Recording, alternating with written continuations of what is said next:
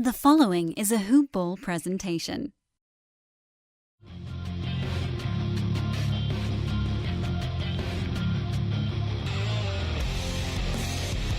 Welcome to the Fantasy NBA Today podcast. Ho, ho, ho. Merry Fantasy NBA Today, everyone. I am Dan Besbris. It's Christmas. We got a short one for you on tap today. I promised a little show. I will deliver a little show. It's Christmas Day.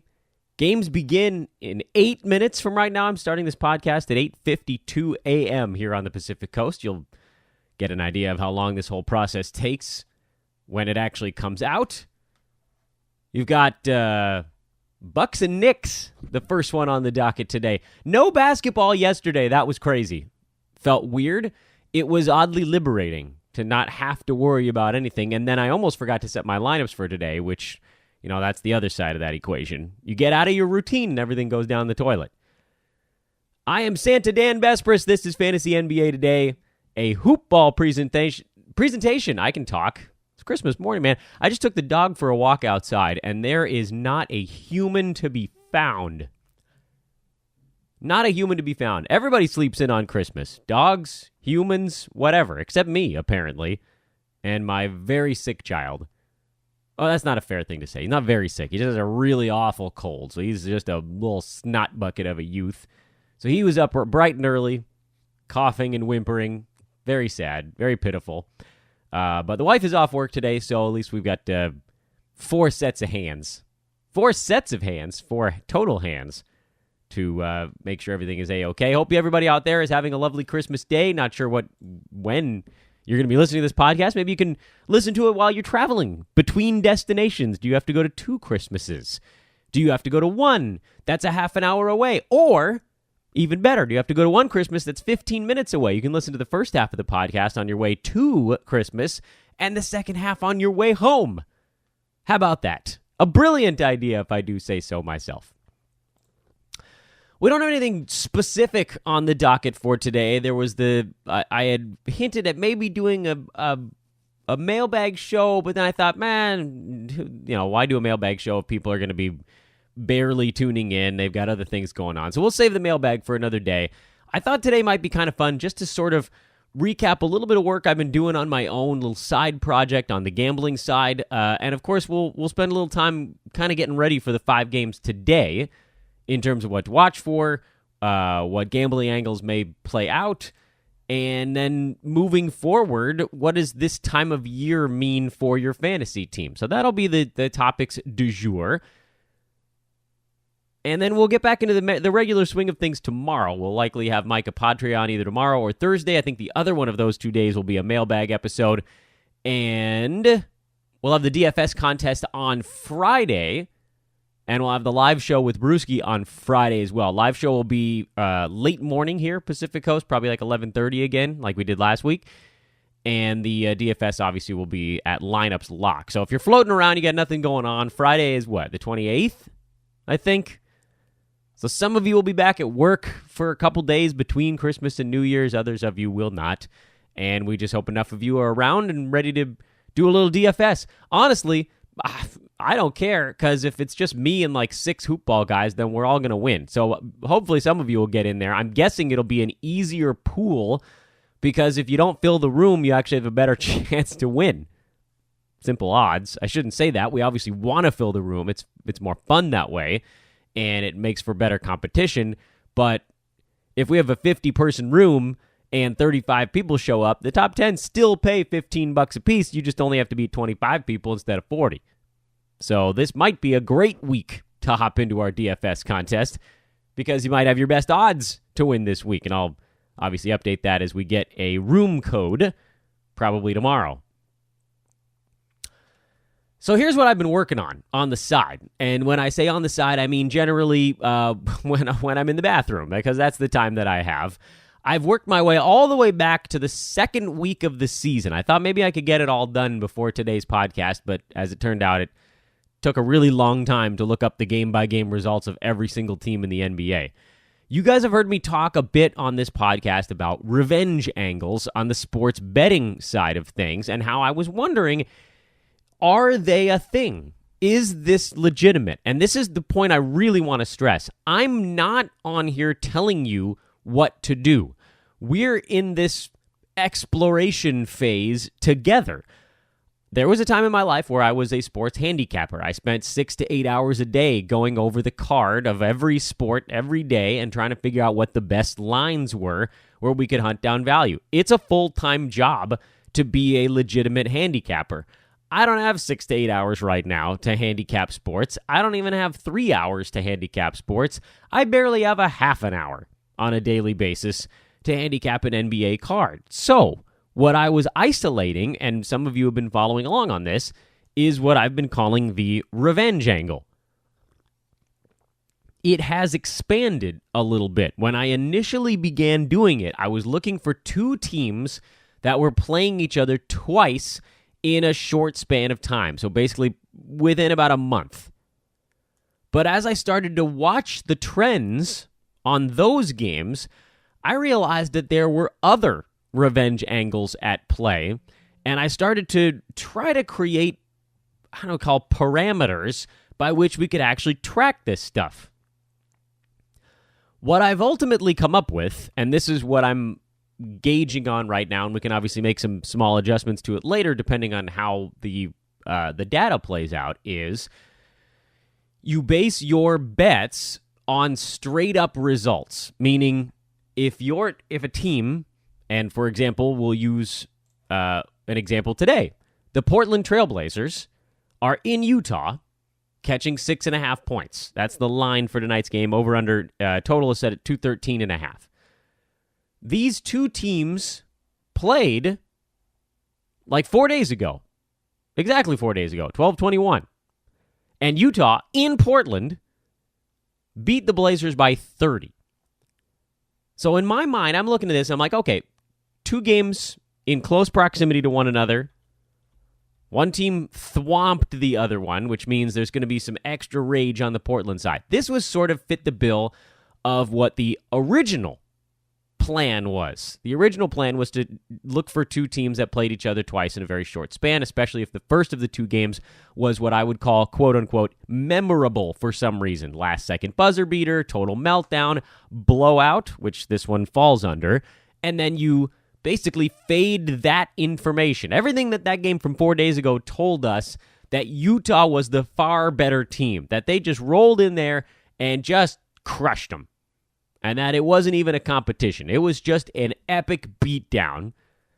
And you fade that the next time around because a lot of what the NBA is finding the team that has the greater motivation in the game.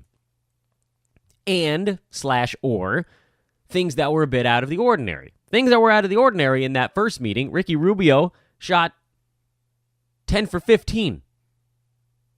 He's not a 67% shooter. Kyle Korver had 18 off the bench in 26 minutes.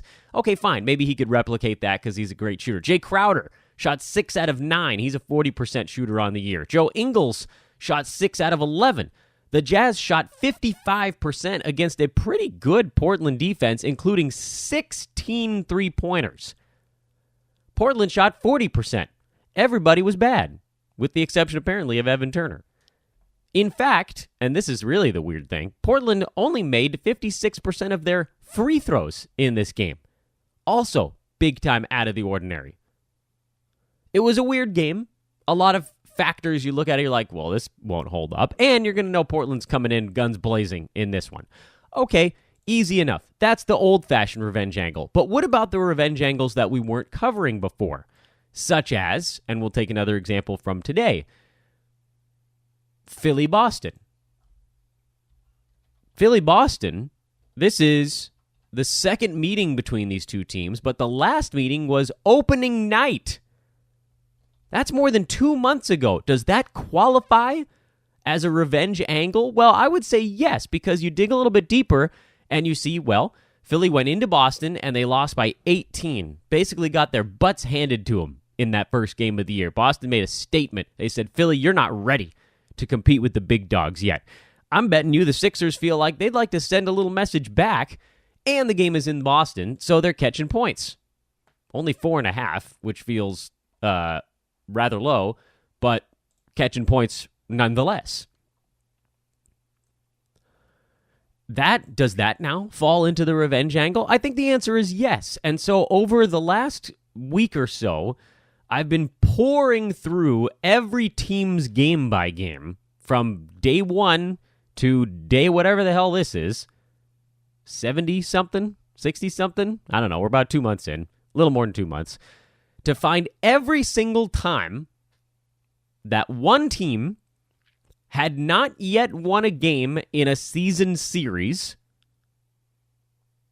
and play that team on revenge. And there are a few mixed in that actually had lost 2 games in a season series already. What you'd call double revenge. And what I learned, and again, I haven't done the first week and a half of the year, but I'm betting there's only maybe 1 or 2 instances where teams played twice in that stretch, is that every single time, if you just went in there and bet it blind, which is a terrible technique, by the way. That's not the methods behind handicapping. There have been 152 times between October 26th and today where one team is playing another team that hasn't beaten them yet, but has lost, meaning they're either 0-1 or 0-2 against a particular opponent straight up. I'm not talking about against the spread. Teams don't care about money line or I was going to say run line. That's baseball. Teams don't care about ATS results. They care about actually beating the other team. Wins, losses. The guys on the court care about wins and losses. So, since October 26th, 155 times since then? 155 times. 52 times. 152 times since October 26th. One team has played another one while sitting at either 0-1 or 0-2 against that team already this season. And if you had just bet on the team that hadn't won a game yet in the season series, all 152 times, eyes closed, night before, you just bet it the night before. Don't even wait and try to figure out what's going on with the line. You'd be up 26 units. And on 150 plays, there's a lot of wins and a lot of losses. So it's actually more than 26 games over 500. It's probably much closer to I'd say 30-ish. I didn't have the number in front of me. I don't know the exact win-loss record. I just been tracking up and down units. You gain 1 every time you win. You lose 1.1 every time you lose. 26.2 units on the way up. Among those games, and this is the stuff that really got interesting for me, among those games, 27 instances where an underdog of 3 points or more won outright. I didn't even count the ones that were, +1, +2, +2.5. It had to be 3 or higher. Among those 27 instances where a 3 or more point underdog won outright, 14 were 6 points or more, and 4 were 10 points or more, including the greatest of all, the Knicks beat the Celtics on November 21st on a revenge game as a 14.5 point underdog. Wild, right? Absolutely wild. I don't even have that number in front of me, but I can tell you right now, a 9-point underdog is already a pretty big deal. What do we take away from all this? Well, that's the question at this point that hasn't yet been answered, because we're trying to figure this out together. I want to learn, is this a thing? Have we created a spot where there is inherent value in the line simply because of a motivational angle? And if so, we're running at a pretty good clip right now, right? We're running at a pretty impressive number, 26 units over, without doing anything at all other than watching the schedule, is significant. 26.2. Again, I don't have the win-loss in front. I think it's basically 92 and 60, thereabouts. There's 92 up, then 66 down. That takes you to 26. What did I say? 26 point something was the final, 26.2. So we're real close. I'm off by a hair. I'm off by a hair. I don't even know how these numbers work themselves out. It doesn't seem feasible. How did I get to 26.2? Oh, you know what? I think I eliminated 2 plays, so it's actually 150. In any event, that's a big number. And then from money line standpoint, if you're looking at, of the roughly 90 plays that won, 91 plays that won, something like that, and to say that 14 of those were a money line where you're an underdog of 6 or more, those are bets where you're making a 6-point underdog is going to be a little bit better than 2-1 odds on your bet. And a 9-point underdog, which is what 4 of them were, is better than 3-1. And a 14-point underdog, I don't even have that number in front of me. That's like 5 or 6-1 on that bet. So if you had been dumping, a quarter unit on some of these money lines, that might be worthwhile too. This is interesting stuff. So we're going to keep tracking this. I'm going to try to figure out what happens over the course of the entire season. Is there a massive dip in order? How many points of value? If you're hitting at that clip, which is effectively, again, what did I say, 91 and 59 or something like that, or 90 and 60, that's about a 60% clip, 60, 61%, somewhere in that neck of the woods. And if you're hitting that over a very long stretch, you're a millionaire. So what is the actual line value here? Are we talking about 3 points of value in general? Sometimes, of course, it's going to depend on what number you get on a particular game. But right now, it's looking like the motivation related to losing to a team and then coming back and getting to play them again is probably worth 3 or 4 points of line value. That's crazy. That's nuts, right? That's totally bonkers to be able to hit at that clip. So let's see if it keeps up. I don't know. I'm not telling you to just go in there and pour your life savings into this thing. That's a terrible idea. But we are going to track it, and we're going to try to figure out if there are certain spots where it's better than others. If double revenge plays any role in this, there are fewer of those. There's going to be a handful of triple revenge games coming up as we work our way deeper into the season. And then at some point, everybody's going to have played everybody else, and they'll run out. And by the way, we're also not ignoring the games in altitude and so on and so forth. So that was topic number 1, is that this has been crazy, and I don't know that it's going to keep up, but we're certainly going to watch it. Second thing on the list was we had some questions that were a more broad topic question. I thought I'd throw those into the mix just in terms of how to deal with this part of the season. And it depends a bit on whether you're in a head-to-head or a roto league and then the settings therein. But at this point in the year, I think there are 2 very distinct strategies.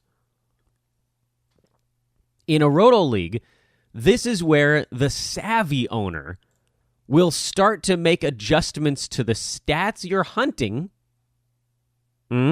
Following so far? You're making adjustments to the stats you're hunting before other people in the league have made those same adjustments. And what I mean by that is look at the stats. If you're in a roto league, again, this is roto strategy. Look at your stats page and game it out by averages. I talk about this every year on the podcast, but I think it's about time to bring it back up again. Go by averages, because not everybody has used the same number of games. Look at your roto league and figure out, okay, so there's a games cap generally, and if I look at one of the ones that I'm in with some of you guys, actually, some of the hoop ballers in this, and some friends that I have from other walks of life, and it brought a lot of interesting people together, it's a 900 games cap in this league, and you're like, wow, what the hell? But it's easy. I turned off positional stuff as a commissioner. This was a judgment call on my side. I think it's stupid. I think nobody's in a real position anymore, so what's the point? So it's just guard, forward, and center. Very simple. And so there's a lot of flexibility, and it's pretty easy to hit 900 because we have a 5-person bench. Don't worry about that stuff. Suffice it to say, you got a 900 games cap. But the point of this is, I'm about 25 to 30 games behind a lot of the other teams in the league. I'm as many as 45 or 50 games behind the team that's played the most.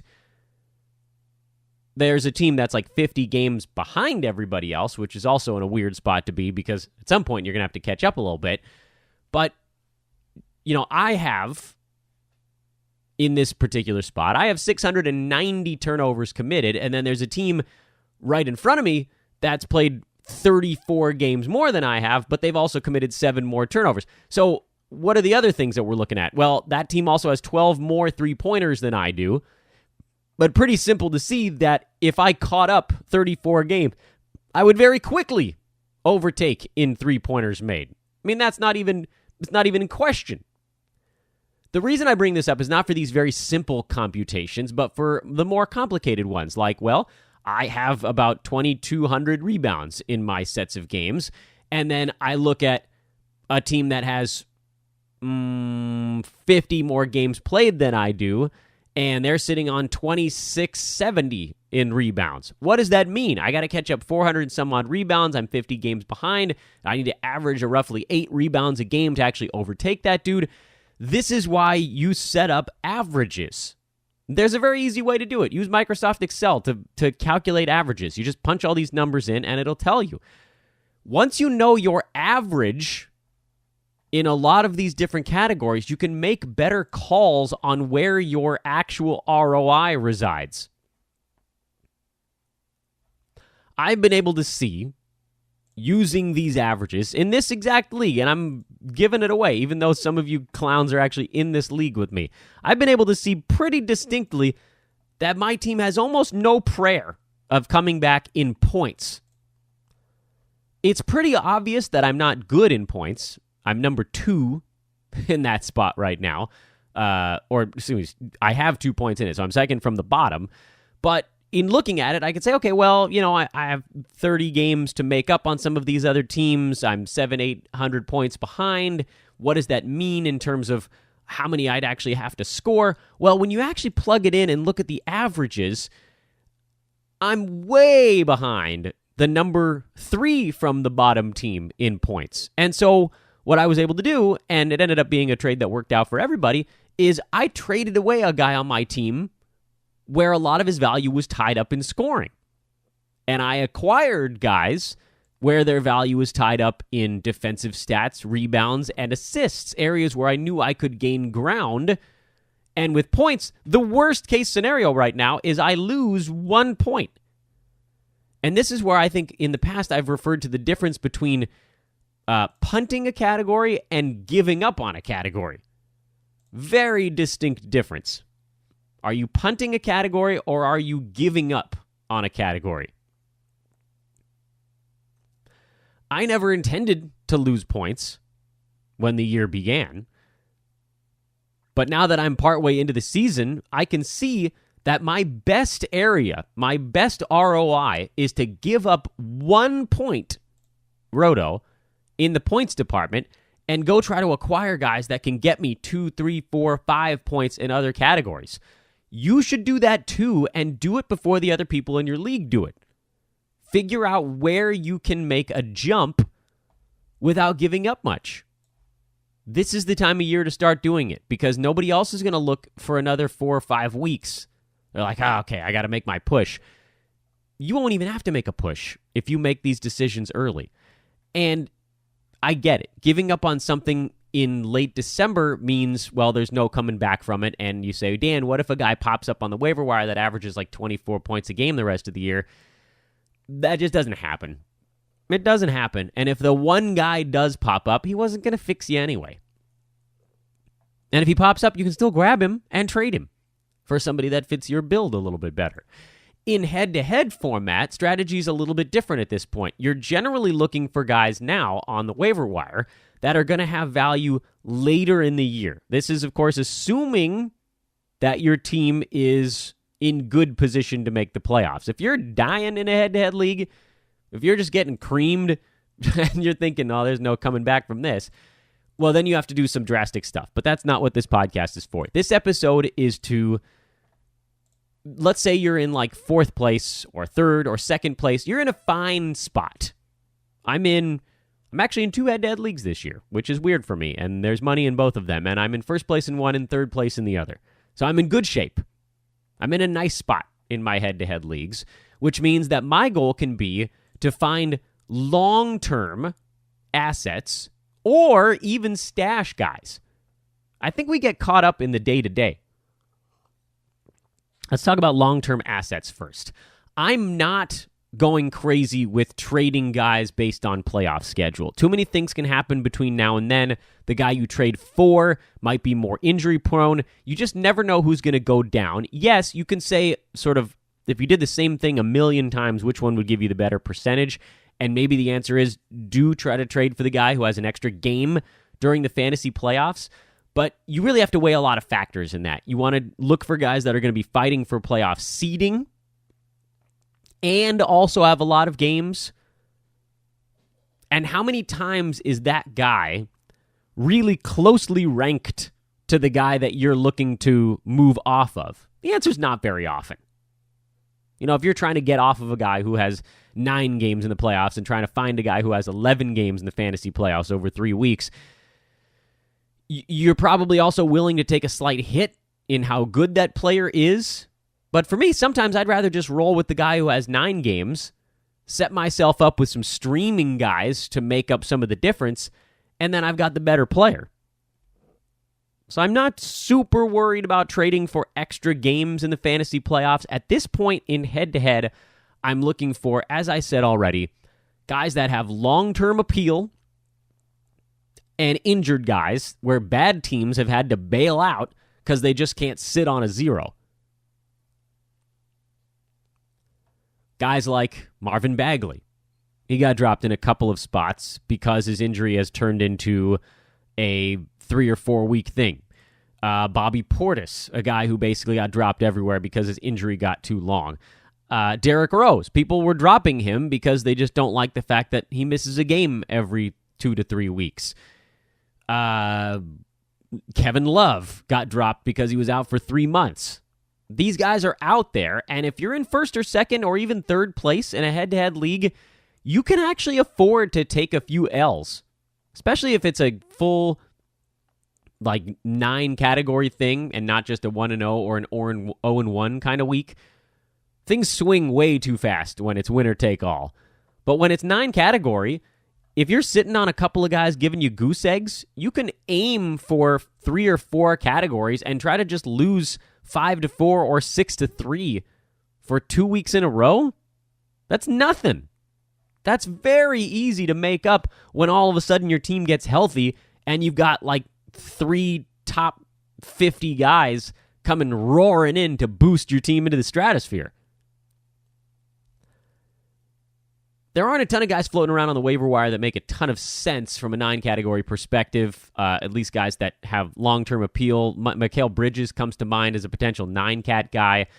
Moutier as a potential points league guy. Austin Rivers as a potential points league guy. Right now we're seeing more points league dudes surface because it's a lot of guys with bad shooting percentages.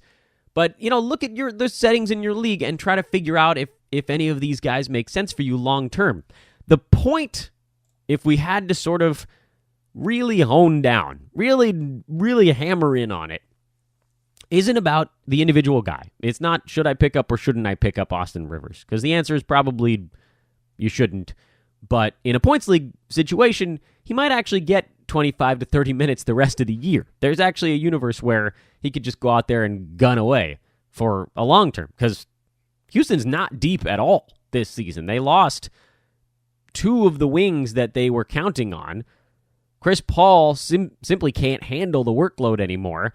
And guys like Gerald Green and Gary Clark and James Ennis and Daniel House can be pretty easily supplanted by Rivers if he plays well. So maybe there is some long-term appeal there. Again, more points leaguey, I guess.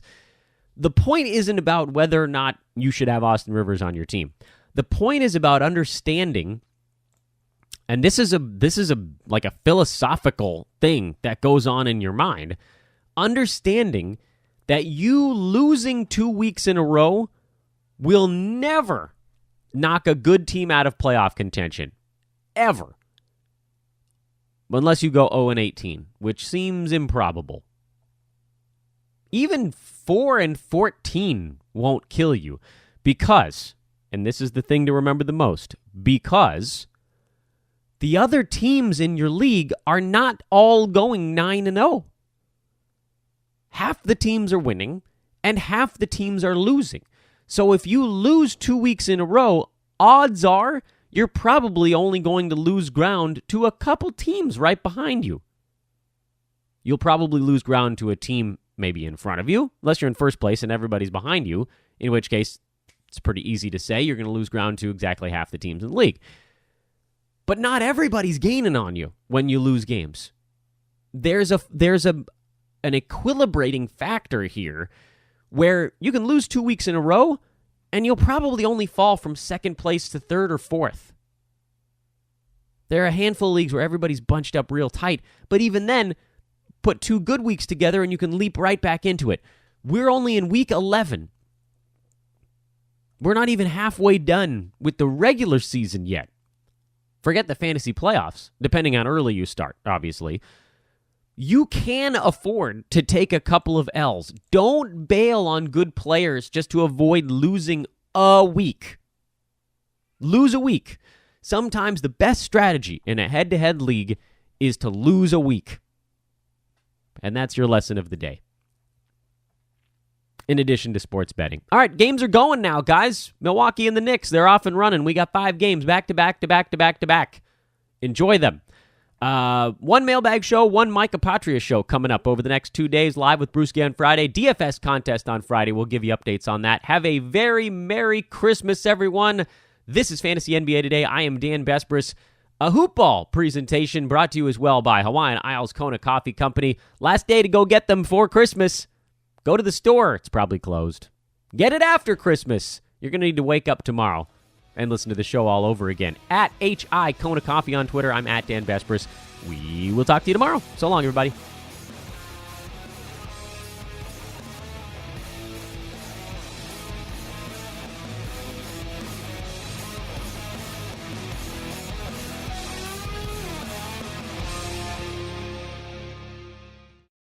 This has been a Hoop Ball presentation.